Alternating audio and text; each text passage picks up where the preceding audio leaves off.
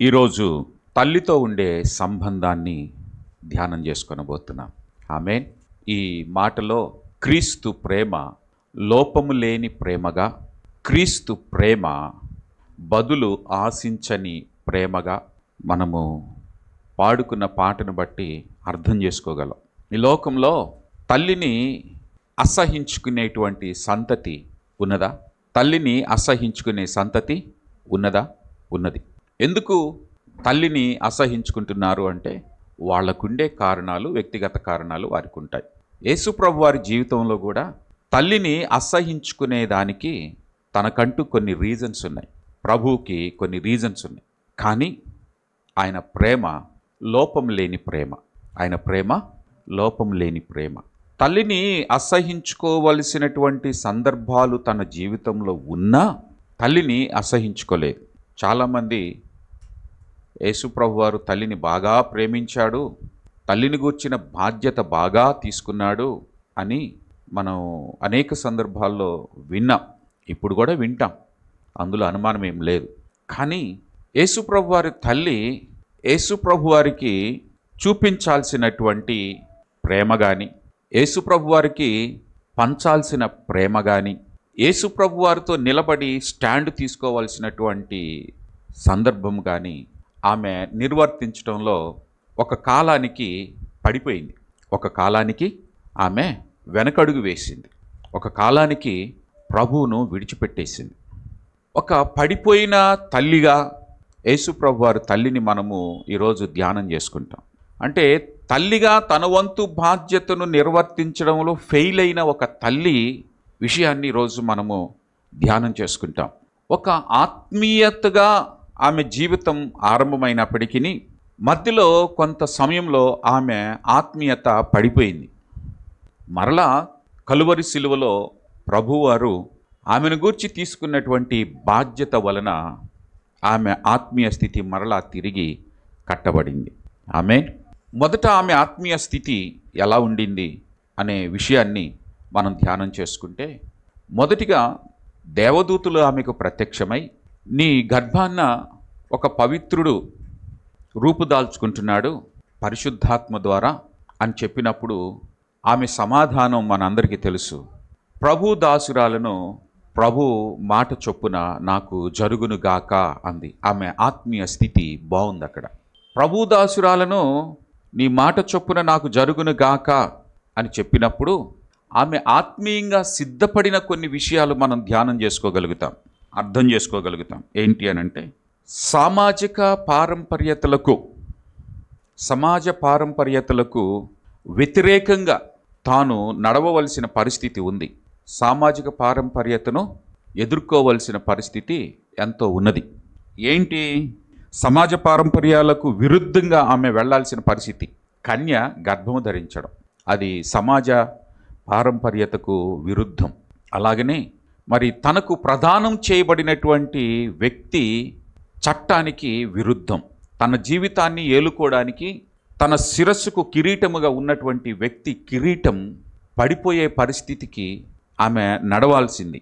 అలా నడవటం విరుద్ధం సమాజానికి. అయినా దాని కొరకు సిద్ధపడింది. దేని కొరకు? ప్రభు యొక్క చిత్తమును నెరవేర్చడం కొరకు. అంటే ఆమె ఆత్మీయ స్థితి అలాగుంది. అంత మాత్రమే కాకుండా ఆరోపణలు ఎన్నో వస్తాయి ఆమె మీద. ఆరోపణలన్నీ భరించడానికి తీర్మానం తీసుకుంది. ఆరోపణలన్నీ భరించడానికి తీర్మానం తీసుకుంది. అంత మాత్రమే కాదు, ఆరోపణలతో పాటు ఆమె మీదకి వచ్చేటువంటి అపార్థాలను కూడా ఎదుర్కోవడానికి సిద్ధపడింది. అపార్థాలు ఇవన్నీ ఆమె ఆత్మీయ ఉన్నతత్వానికి ఒక నిదర్శనంగా మనకి కనబడతాయి. ఇవన్నీ ఆత్మీయ ఉన్నతత్వానికి ఒక నిదర్శనంగా మనకి కనబడతాయి. ఆ తరువాత ఇది దైవ చిత్తమో కాదో అని తెలుసుకోవడానికి బంధువుల దగ్గరికి వెళ్ళి, మరి బంధువుల దగ్గర ఒక 3 నెలలు ఉండి దైవ చిత్తాన్ని ప్రాపర్గా అర్థం చేసుకుంది. అరణ్యంలో ఉన్న ఎలిజబెత్ దగ్గరికి వెళ్ళింది. సో ఇవన్నీ ఆమె ఆత్మీయ జీవితానికి ఎన్నో గొప్ప నిదర్శనలు. అంత మాత్రమే కాదు, ప్రజా సంఖ్యలో ఆమె పేరు నమోదు చేయించుకోవడానికి మరి ప్రసవ దినాలు దగ్గర పడినటువంటి రోజులలో కూడా ప్రయాణానికి సాహసం చేసింది. ఈవేళ రేపు డాక్టర్స్ అమ్మో నువ్వు కదలకూడదు, బెడ్ రెస్ట్ అంటే 3వ నెల నుంచే మంచం మీద ఉంటారు డెలివరీ అయిందాక.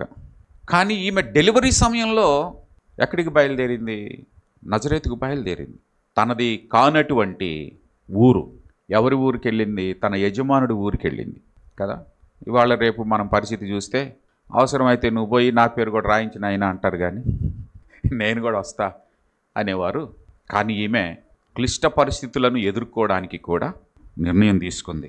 అలాగనే వెళితే అక్కడ మరి నా పరిస్థితి ఏంటి? వెళితే నా పరిస్థితి ఏంటి? డెలివరీ అయితే అక్కడ మంచి హాస్పిటల్స్ ఉన్నాయా? అక్కడ మంచి హాస్పిటల్స్ ఉన్నాయా? అక్కడ వెసులుబాట్లు బాగున్నాయా? వీటిని బేరీజు వేసుకునే రోజులలో ఆమె అలాంటి బేరీజులు ఏం వేసుకోలేదు. డెలివరీ టైంలో ఓ పశువుల తొట్టిలో డెలివరీ అవ్వడానికి కూడా సిద్ధపడింది. పరిస్థితులకు అనుగుణంగా నడిచింది. ఆమె ఆత్మీయ స్థితికి అదొక నిదర్శనం. ఇంకా మనం గమనించినట్లయితే పసికందును తీసుకొని ఐగుప్తుకు ప్రయాణం. పసికందును తీసుకొని ఐగుప్తుకు ప్రయాణం. ఇలాంటి పరిస్థితులన్నీ కూడా ఆమె ఆత్మీయ స్థితికి, ఔన్నత్యానికి నిదర్శనాలు. అంత మాత్రమే కాకుండా గొల్లలొచ్చారు. గొల్లలొచ్చి వారు ప్రభు చెప్పిన ప్రకారంగా ఆ ప్రవచనాలన్నిటిని కూడా ఆమె చక్కగా హృదయంలో భద్రం చేసుకుంది. ఆ సంగతులన్నీ కూడా ఆమె విని ఎంతో చక్కగా భద్రం చేసుకుంది. తరువాత 8వ రోజున దేవాలయంలోనికి వెళ్ళినప్పుడు అన్న ప్రవక్త ఆమె ప్రవచించిన మాట, నీ గర్భంలోనికి కత్తి దూసుకొని పోతుంది అన్నది. నీ గర్భంలోనికి కత్తి దూసుకొని పోతుంది అని చెప్పి, నీ హృదయంలోనికి ఖడ్గము దూసుకొని వెళ్తుంది అని చెప్పారు. అంటే ఆమె ఆ మాటలు విన్నప్పటికీ కూడా వాటన్నిటినంట హృదయంలో భద్రపరుచుకుందట. ఆమె వాటన్నిటినీ తన హృదయంలో భద్రం చేసుకుందంట. అంటే గుండె ధైర్యం, ఆత్మస్థైర్యం, ఆధ్యాత్మికమైన బలం, వీటన్నిటినీ మనం గమనిస్తే ఆమెకున్నటువంటి అద్భుతమైనటువంటి ఆత్మీయ ఔన్నత్యానికి కారణాలు. ఇప్పుడు ఆమె పడిపోయిన స్థితిని మనం ఆలోచన చేద్దాం. ఆమె పడిపోయిన స్థితిని, ఇంతటి ఆత్మీయ ఔన్నత్యాన్ని కలిగి ఉన్నటువంటి తల్లి, ఆ తరువాత ఆమెకు యోసేపు ద్వారా కలిగినటువంటి సంతతులు ఉన్నారు. కుమారులు కుమార్తెలు కలిగారని దేవుని లేఖనం చెప్తా ఉంది. యోసేపు ద్వారా కలిగినటువంటి సంతతులకు ప్రాధాన్యతనిచ్చింది. ఇంతటి ఆత్మీయ ఔన్నత్యమును కలిగినటువంటి తల్లి ఇప్పుడు ఎవరితో ఉండాలా? శరీర సంబంధమైనటువంటి బంధుత్వంతో ఉండాలనా? ఆత్మ సంబంధమైన బంధుత్వముతో ఉండాలనా? ఎవరితో కలిసి ఉండాలా? దేవుని ప్రణాళికలో ప్రభుదాసురాలను నీ చిత్త ప్రకారం నాకు జరుగునుగాక, నీ ప్రణాళికలో నేను నిలబడతానన్న వ్యక్తి పరిచర్యలో ప్రభువుతో నిలబడాల్సినటువంటి వ్యక్తి. కానీ ఆమెకు యోసేపు ద్వారా కలిగినటువంటి సంతతితోనే ఆమె జీవనం గడిపింది, కానీ ప్రభువుతో ఆమె జీవనం గడపలేదు. దీనికి కారణం 12 ఏళ్ల వయసులో ఆమె ఎక్కడికి వెళ్ళింది? యేసు ప్రభు వారిని తీసుకొని దేవాలయానికి వెళ్ళింది. దేవాలయానికి వెళ్ళినటువంటి వ్యక్తి ఎవరితో ఉండాలా? తన కుమారుడిని తనతో కనిపెట్టుకొని ఉండాలా. కుమారుడు ఎక్కడున్నాడో కుమారుని గూర్చిన బాధ్యత మర్చిపోయింది. ప్రభువారితో లేదామె. దిన ప్రయాణం చేసినంత వరకు దినమంతా మర్చిపోయింది. ఏమండి, మన పిల్లలు 1 గంట కనపడకపోతేనే సర్లే ఏడో ఒక చోట ఉన్నాడు అనుకుంటాం. మరి దినంలో బ్రేక్ఫాస్ట్ సంగతి ఏంటి? దినంలో లంచ్ సంగతి ఏంటి? ఆ దినంలో డిన్నర్ సంగతి ఏంటి? ఈ సమయంలోనైనా తల్లి గుర్తుపెట్టుకుంటుందిగా, తినే టైంలోనైనా గుర్తుపెట్టుకుంటుంది, అరే నా కొడుకు తిన్నడో లేడో అని. దిన ప్రయాణంలో ప్రభువును మర్చిపోయింది. సరే, ఆ సంఘటన మనకు బాగా తెలుసు. 3 దినాలు ఇక అక్కడ ఇక్కడ అందరి దగ్గర వెతికారు, ఎక్కడ కనబడలేదు. మరి తిరిగి మరలా దేవాలయంలోనికి వచ్చారు. దేవాలయంలోనికి వస్తే దేవాలయంలో ప్రభువును కనుగొన్నారు. ప్రభువును కనుగొన్న తర్వాత ఏమంటుందో తెలుసా? కుమారుడా, నువ్వెందుకు ఇలా చేశావు? ఇదిగో నీ తండ్రియు నేనును దుఃఖపడుచున్నాము, దుఃఖముతో నిన్ను వెతుకుచూ ఉన్నాము. కావండి, ఈ పని చేసింది ఎవరు? అసలు మర్చిపోయింది ఎవరు? విడిచిపెట్టింది ఎవరు? తల్లిదండ్రులు గారా? యోసేపు మరియలు కాదా యేసుప్రభుని విడిచిపెట్టింది? వచ్చి యేసుప్రభు వారిని ప్రశ్నిస్తాను, నువ్వెందుకు ఇలా చేసావని కదా. ఆత్మీయతలో ఉన్నతమైన స్థితిలో ఉన్నటువంటి వ్యక్తి గుర్తించాల్సిన విషయం, దేవాలయానికి వెళ్ళినప్పుడు దేవాలయంలో తన కుటుంబంతో సహా దేవుణ్ణి ఆరాధించడం, దేవుణ్ణి సేవించడం, దేవునికి అర్పణలు అర్పించడం, కలిసి కూర్చొని ప్రవచనాలు వినడం చేయవలసిన తల్లి ఏం చేసిందో తెలియదు. కుమారుణ్ణి పోగొట్టుకుంది. అంటే కుమారుణ్ణి భద్రపరచడంలో ఫెయిల్ అయిపోయింది. ఆ తర్వాత మనం గమనించినట్లయితే యేసు ప్రభువారు పరిచర్యలో అనేక మంది స్త్రీలు ఆయనను వెంబడించి పరిచర్యలో ఉన్నారు. మరి ఈమె ఎన్నడన్నా యేసు ప్రభువారితో ఉండి సేవ చేసిందా అంటే అది లేదు. ఉందా? ఎక్కడ లేవు ఆ దాఖలాలు. కుమారుని గూర్చి అన్ని ప్రవచనాలు విన్నది, కుమారుని గూర్చి అన్ని అద్భుతమైన విషయాలు విన్నది, కానీ అవి హృదయంలో భద్రం చేసుకున్నంత వరకే ఉన్నది, కానీ ఆచరణలోనికి వచ్చేటప్పటికి నిష్ప్రయోజనంగా మిగిలిపోయింది. ఆచరించలేనటువంటి తల్లిగా మిగిలిపోయింది ఆమె. ఎన్నడన్నా ప్రభుతో ఆమె పరిచర్యలో పాల్గొనింది, ఈ పరిచర్యలో ఉన్నది అని అనడానికి ఏమన్నా ఉన్నదా? ఎక్కడా లేదు. మనకు కనపడేది ఒకటే ఒక సందర్భం, ఫంక్షన్కి మాత్రం తగుదునమ్మా అంట వచ్చింది. అక్కడ వాస్తవానికి మనం గమనిస్తే యేసును ఆయన శిష్యులను ఆ కానాలో ఉన్నటువంటి విందుకు పిలువబడిరి అని ఉంటుంది. యేసు తల్లి ఆ విందుకు పిలువబడిందని ఏమైనా రాయబడిందా? ఏమండి, అక్కడ గమనించినట్లయితే యేసును ఆయన శిష్యులను ఆ వివాహమునకు పిలువబడిరి కదా. కొంతమంది ఇట్టనే ఉంటారు, పరిచర్యకు రండి అని అంటే పరిచర్యకు రారు, కానీ ఫంక్షన్లకు రమ్మంటే మాత్రం అబ్బో ఇక చూడు, ఎక్కడ లేని పట్టు చీరలని అప్పుడే బయటకు వస్తాయి, ఎక్కడ లేని కొత్త కొత్త డ్రెస్సులన్నీ అప్పుడే బయటకు వస్తాయి, ఎక్కడ లేని కొత్త కొత్త మేకప్లన్నీ అప్పుడే బయటకు వస్తాయి, ఎక్కడ లేని కొత్త కొత్త నగలు అప్పుడే బయటకు వస్తాయి. పరిచర్యలో ఎన్నడన్నా పాలు పంపులు పొందిందా అంటే లేదు. ఏమైంది మా ఆత్మీయ స్థితి? ఏమైంది మా ఆత్మీయ స్థితి? పరిచర్యలు ఎక్కడా పాలు పంపులు పొందల. తర్వాత ఇంకా మనం గమనించినట్లయితే యోసేపు ద్వారా కలిగినటువంటి సంతతితోనే ఆమె ఉండిపోయింది. పక్షపాతి. ఎవరు? పక్షపాతి. ఎవరితో ఉండిపోయింది? వాళ్ళతో కలిసి తానా అంటే తందానా అనింది.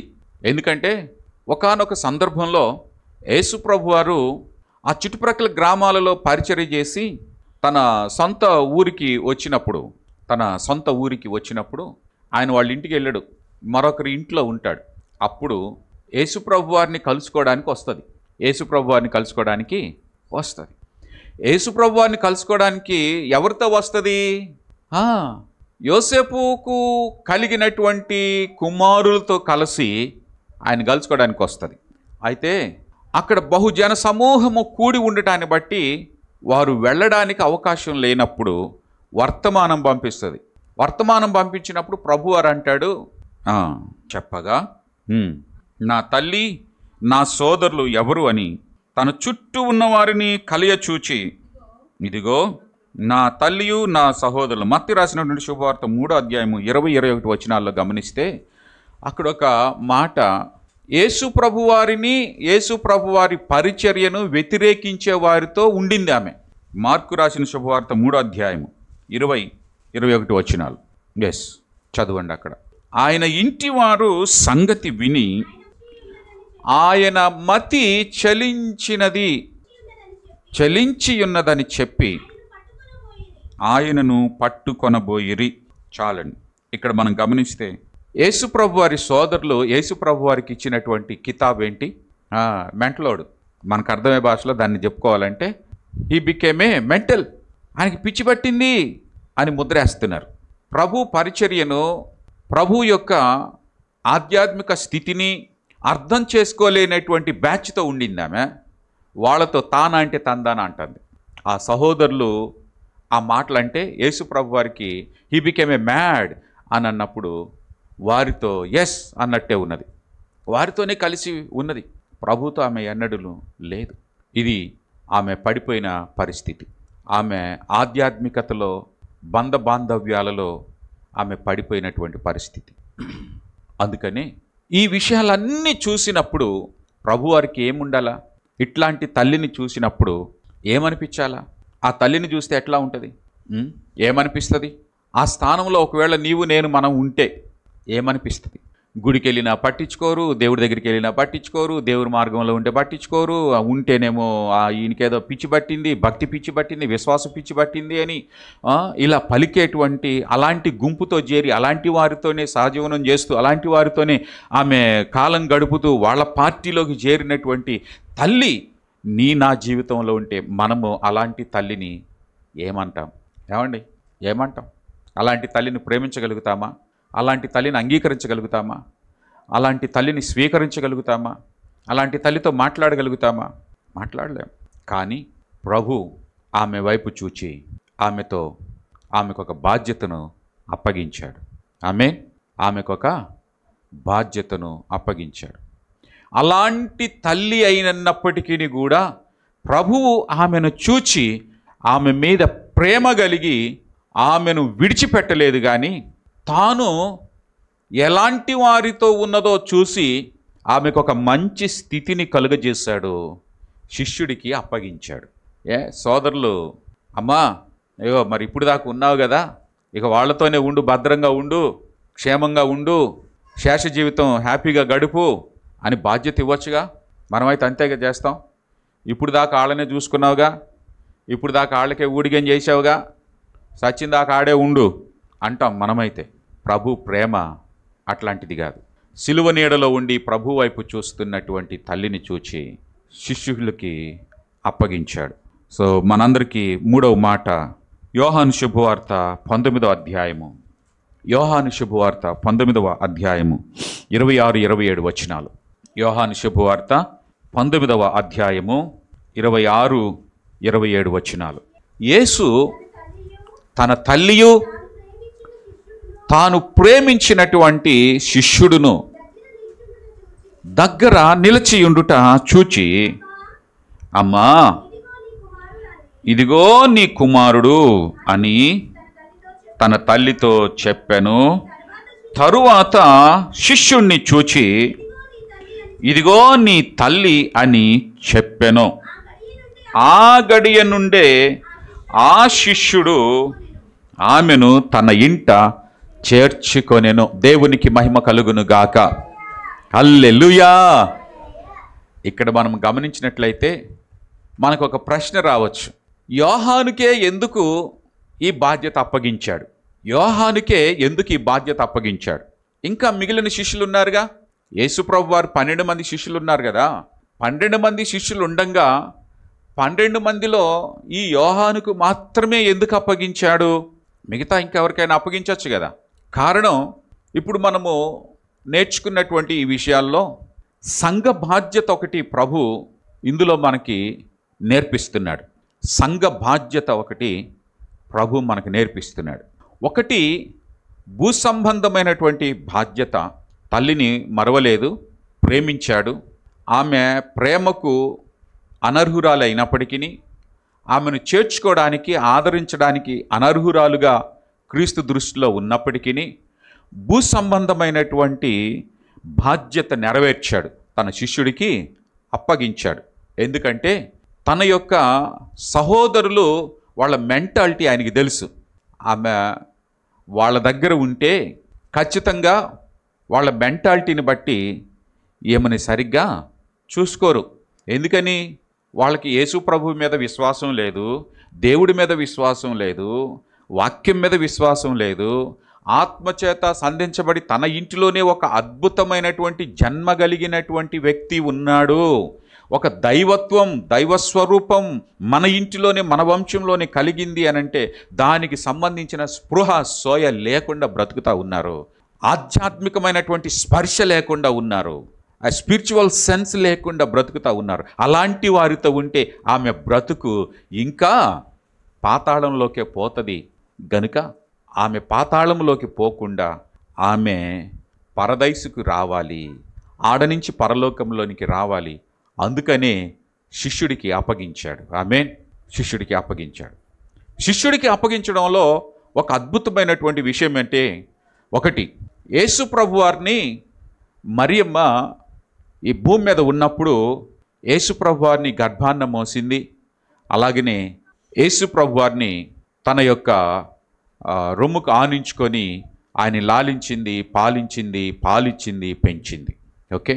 యోహాను యేసుప్రభు వారి రొమ్మున ఉండేవాడు. ఎప్పుడు యేసుప్రభు వారు అయితే మరియమ్మ రొమ్మున ఆనుకొని ఉంటే, యోహాను యేసుప్రభు వారి రొమ్మున ఆనుకొని ఉన్నాడు.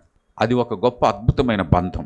మరియమ్మలో ఉండేటువంటి ఆధ్యాత్మికమైనటువంటి ధోరణి చిన్న వయసులో నుంచే, పాలు తాగే వయసులో నుండే ప్రభువారు ఆధ్యాత్మికతను పెంచుకుంటే, యేసు ప్రభువారికి శిష్యుడైనటువంటి ప్రారంభ పసి దినాలలోనే యేసు ప్రభువారి రొమ్మున ఆనుకొని ఉండడానికి ఇష్టపడ్డాడు యోహాను. ఆమేన్. అందుకే యోహానుకు అప్పగించాడు. మనం అప్పుడప్పుడు గమనిస్తాం, భౌతికమైనటువంటి విధానాల్లో పిల్లలు బాగా ఏడుస్తున్నారు అనుకోండి, ఎవరి దగ్గరికి పోయినా ఏడుపు ఆర్పరు. తల్లి దగ్గరికి వెళ్తేనే ఏడుపు ఆపుతారు. ఎందుకు అంటే, గర్భంలో ఉన్నప్పటి నుండి తల్లి గుండె చప్పుడు వాళ్ళకి తెలుసంట. గర్భంలో ఉన్నప్పటి నుంచే తల్లి గుండె చప్పుడు వారికి తెలుసట. అలాగనే తల్లి ఒడిలో ఉన్నప్పటి నుండే ఆ తల్లి స్పర్శ వారికి తెలుసట.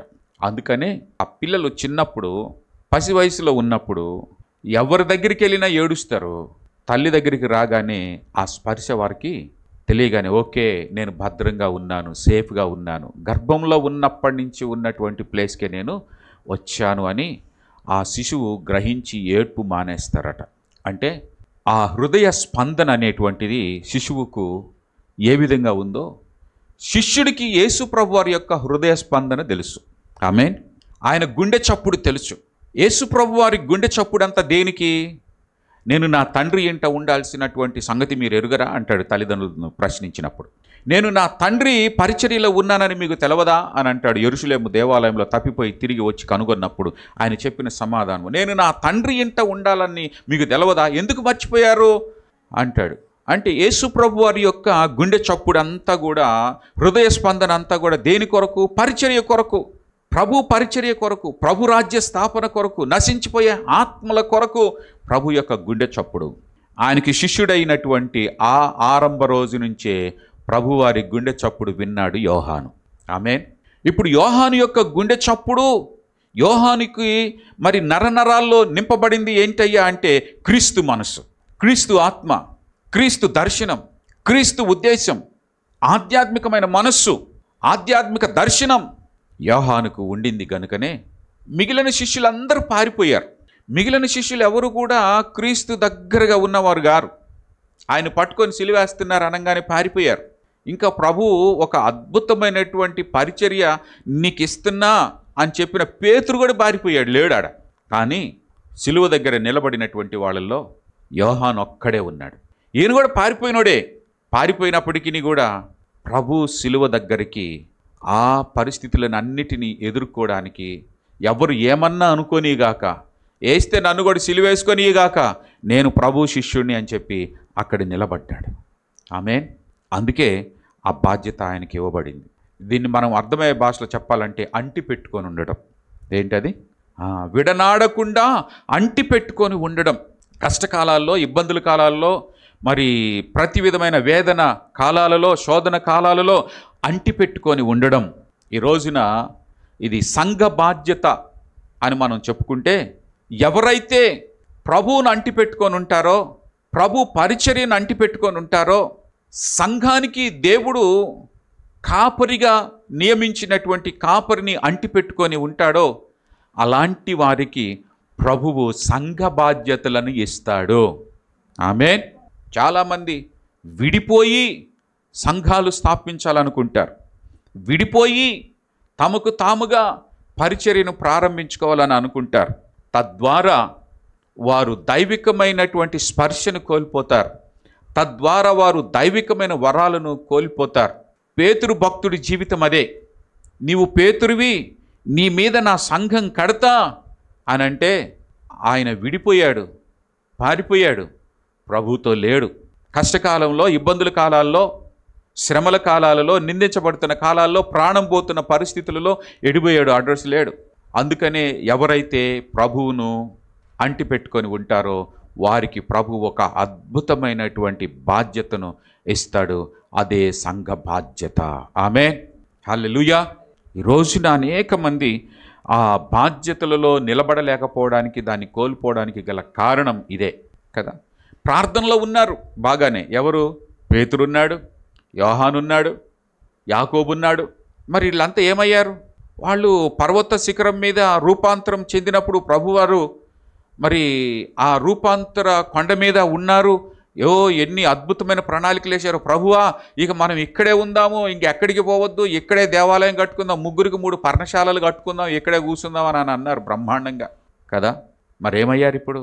యోహానుకే దేవుడు ఎందుకు ఈ బాధ్యత ఇచ్చాడు అని అంటే, ప్రభు మాట విన్నాడు, ప్రభు బాటలో నడిచాడు, ప్రభువును అంటిపెట్టుకొని ఉన్నాడు. ఆమేన్.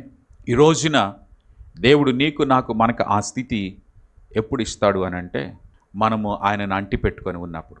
మరియమ్మ మరి అప్పటి వరకు లోక సంబంధమైనటువంటి కుమారులతో ఉండింది. ఆత్మ సంబంధమైన కుమారుడు శిలువ దగ్గరకి వచ్చి నిలిచినప్పుడు ప్రభు ఆమెకు ఒక అద్భుతమైనటువంటి బాధ్యతనిచ్చాడు. ఏంటంటే, శిష్యుడిని పిలిచి, అయ్యా ఇదిగో నీ తల్లి. ఆ తల్లిని పిలిచి, అమ్మా ఇదిగో నీ కుమారుడు అని చెప్పాడు. కొంతమంది బైబిల్ పండితులు ఏమని చెప్తారంటే, యేసుప్రభు వారు కలువరి శిలువలో మరణించే నాటికి అప్పటికే యోసేపు మరణించాడట, యోసేపు లేడట.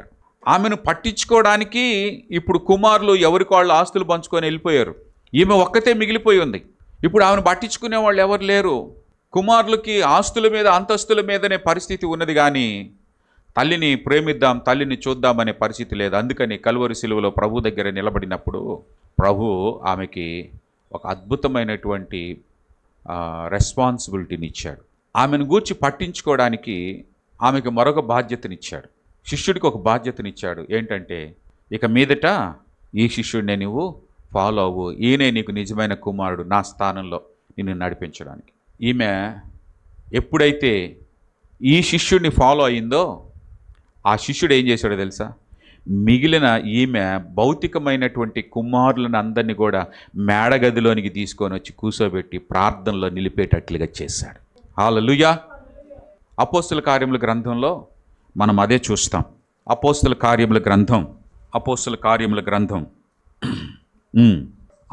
యేసు ప్రభు వారి శిష్యులు అందరూ కూడా అక్కడ చేర్చబడినటువంటి వాళ్ళల్లో యోహాను శుభవార్త 19వ అధ్యాయము 27వ వచనంలో మనం గమనిస్తే, శిష్యుడు ఆమెను తన ఇంటిలోకి చేర్చుకున్నాడు.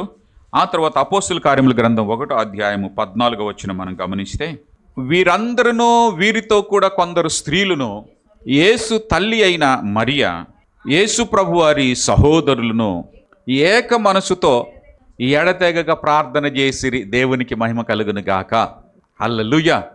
ఏమండి, యేసు ప్రభు వారు కలువరి శిలువలో మరణించి ఆయన లేచి పునరుత్థానుడైన తరువాత మరి అందరికీ చివరిగా ఆయన ఎన్నో విషయాలు చెప్పి పరలోకానికి ఆరోహణుడైన తరువాత, మీరంతా పట్టణంలోనికి అటు ఇటు చెదిరిపోకుండా మీరంతా ఒక చోట ఉండండి, ఒక చోట ఉండి ప్రార్థన చేయండి, పరిశుద్ధాత్ముడు మీ మీదికి వచ్చి మిమ్ములను ఆదరిస్తూ బలపరుస్తూ సర్వసత్యంలోనికి నడిపిస్తూ మిమ్ములను ఈ భూమి మీద క్రీస్తు కొరకు గొప్ప సాక్షులుగా నిలబెట్టే వరకు మీరు వేచి ఉండండి అని ప్రభు చెప్పాడు. ఆ వేచి ఉన్నటువంటి వాళ్ళల్లో యేసు ప్రభు వారి తల్లి అందులో ఉండింది. ఆ తర్వాత ఇప్పటి వరకు యేసు ప్రభు వారు నందు విశ్వాసం ఉంచినటువంటి అవిశ్వాసులైన ఆయన సహోదరులు, యేసు ప్రభు వారిని నిందించినటువంటి వారు, హేళన చేసిన వారు, మెంటలోడని ముద్ర వేసిన వారు, ఇప్పుడు వారి మెంటలంతా వదిలి ఏమైంది? ఇప్పుడు మంచివాళ్ళై ప్రార్థనలో కూర్చొని దేవుని పరిశుద్ధాత్మ శక్తిని పొందుకున్న వారుగా నిలిచారు. ఆమేన్. హల్లెలూయా. సో ఇప్పుడు తిరిగి మరలా ఆమె ఆత్మీయ స్థితి మరలా ప్రారంభించబడింది. యేసు ప్రభు వారి యొక్క తల్లి ప్రారంభంలో ఆత్మీయత ఏదైతే ఉందో మధ్యలో కోల్పోయినా, చివరిగా ప్రభు మరలా ఆమెను ప్రేమించి ఆమెను ఒక మంచి బాధ్యతలోనికి అప్పగించిన తరువాత ఆమె ఆ బాధ్యతలో నిలబడి ఇప్పుడు పరిచర్యలో నిలబడింది. ఆమేన్. ఇప్పుడు యేసు ప్రభువారి బోధలలో నిలిచింది. యేసు ప్రభువారిని గూర్చిన ప్రవచనాల గురించి కానీ, ఆయన జన్మను గురించి కానీ, ఆయన చేసిన అద్భుత కార్యాలను గురించి కానీ ఇప్పుడు ఆమె సాక్ష్యం చెప్తూ పరిచర్యలో శిష్యులతో పాటు అద్భుతంగా ఆమె పాలుపంపులు పొందగలిగినది.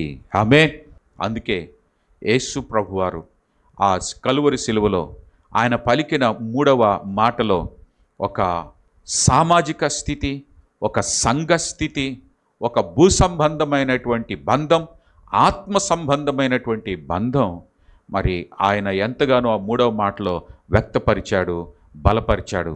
అందులో నుంచి మనం నేర్చుకోగలిగినటువంటి విషయాలు ఇవే. ఎందుకు ఆ శిష్యుడికే ఈ బాధ్యతను అప్పగించాడు అనంటే, మరి ప్రభువుని అంటిపెట్టుకొని ఉండడం వలన, అలాంటి వారికి బాధ్యత అప్పగించడం వలన వారు కూడా ప్రభువును అంటిపెట్టుకుని ఉండే విధంగా యోహాను కూడా ఎన్నడను కూడా తిరిగి ఆమె లోకంలోనికి వెళ్ళేటట్టుగా చేయలేదు.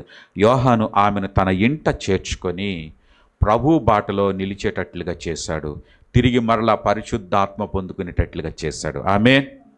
ఆరంభంలో ఆమె కన్యగా ఉన్నప్పుడు దేవుని ఆత్మచేత ఆవరించబడింది. మధ్యలో ఆత్మను కోల్పోయింది. తిరిగి మరలా పరిశుద్ధాత్మను పొందుకోగలిగినది. ఒక మంచి కుమారుడిగా, పరమ కుమారుడిగా, భూ సంబంధమైన, భవిష్యత్ సంబంధమైన, సంఘ సంబంధమైన బాధ్యతలలో మరి ప్రభువు ఆ కలువరి శిలువలో ఆయన శ్రమపడుతూ, కష్టపడుతూ, ఇబ్బంది పడుతూ కూడా ఆయన ఈ బాధ్యతను నెరవేర్చాడు. ఈ రోజున నీవు నేను మనము దీని ద్వారా నేర్చుకోవాల్సిన విషయం ఏంటంటే, ఒకవేళ మన తల్లిదండ్రుల్లో ఏమైనా లేక మన తల్లి విషయంలో మనకు ఎక్కడైనా లోపాలు కనబడినా ఆమెను అసహించుకొనవద్దు, ఆమెను దూరపరచొద్దు, ఆమెను నిందించవద్దు, ఆమెను ప్రేమించాలి. ఆమె లోపం ఆమె తెలుసుకునేటట్లుగా ఆమెను గూర్చినటువంటి బాధ్యత, ఆమె ఆత్మీయ స్థితికి, ప్రగతికి మరి నీవు ఒక కారకుడిగా ఉండేలాగా కలువరి శిలువలో ప్రభు చూపిన మాదిరిగా ఆ తల్లిని నీవు పట్టించుకొని సంఘములో ప్రభువుకు దగ్గరగా ఆత్మీయతలో నిలిచేటట్లుగా, ఆత్మీయ స్పర్శతో ఉండేటట్లుగా, ఆత్మీయ స్థితిలో తిరిగి మరల పునరుజ్జీవింపబడే విధముగా మన తల్లిని లేక తండ్రిని, వారిని గూర్చిన బాధ్యతలు తీసుకోవలసిన వారంగా ఉన్నాము. ఇందులో మనం నేర్చుకునే గొప్ప సత్యం ఇది. తలలు వంచండి, ప్రార్థన చేసుకుందాం.